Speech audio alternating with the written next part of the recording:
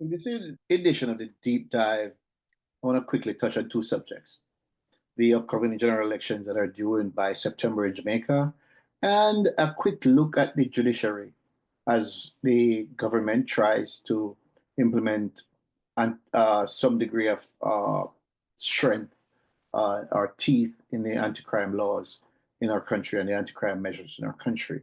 One of the biggest problem we have is a judiciary that um, has taken the term independent judiciary to different um, levels, or to give it new, or to give independent judiciary new meaning. And to a society like Jamaica, where um, the law-abiding citizens suffer in silence, while the the the very vocal supporters of gangsters and criminals and the beneficiaries of their actions tend to hold sway over the cowed uh, law-abiding citizens.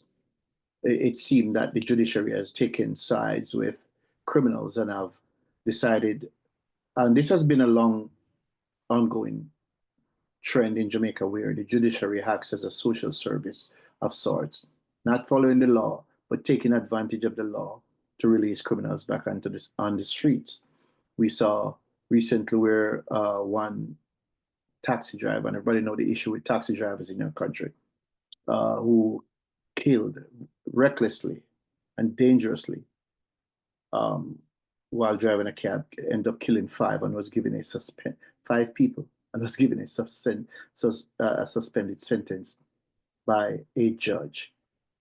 This is outrageous, and nobody says anything because the lawyers came out and said that the community begged for him. What does that have to do with anything? What does that have to do with anything? If the laws, if the laws can be uh, supplanted in such a cavalier manner, then what reason does anybody have to follow laws? Any taxi driver can continue to drive that way that you drive in Jamaica, and you see the way they operate. They overtake around corners, they overtake uphill, they overtake downhill, they overtake on sidewalk. They're reckless abandon with which they drive. And if you look and check the media, you will see how many people have died thus far with only 2 months gone in the new year. So this is a trend, and of course, the judges are a big part of the enhancement of the criminality in our country.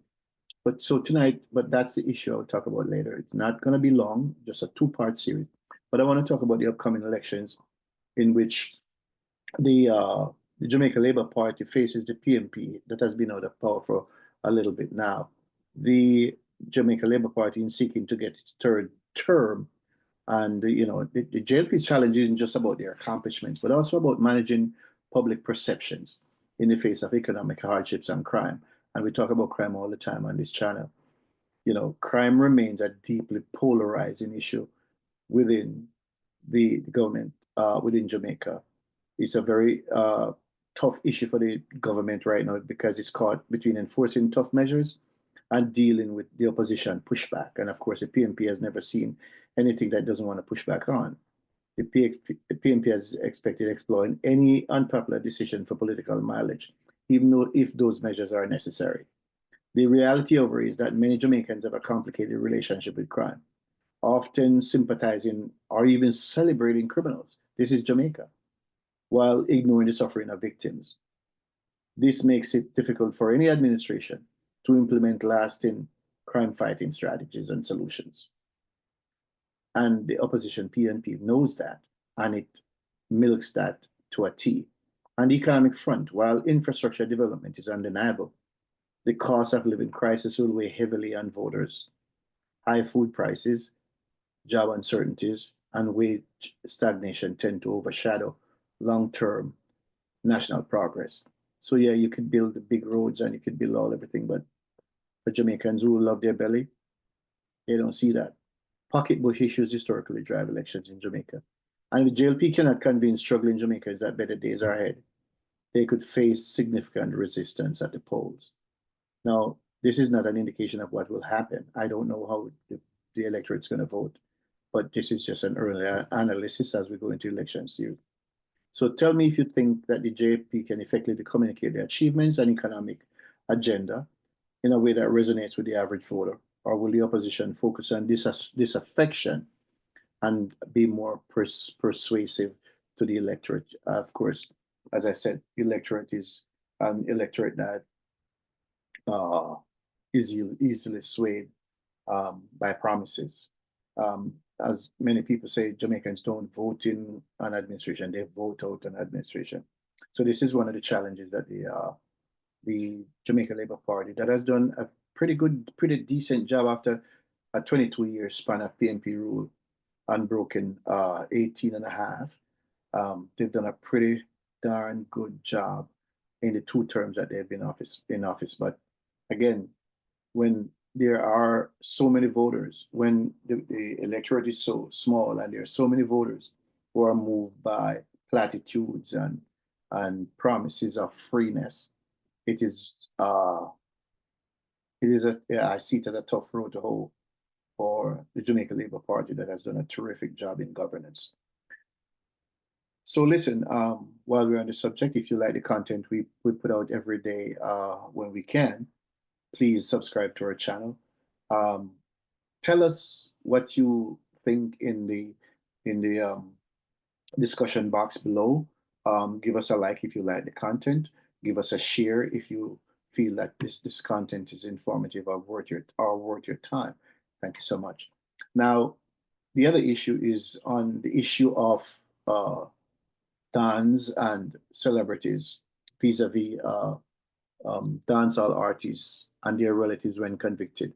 We've seen so many cases where dancehall artists are duly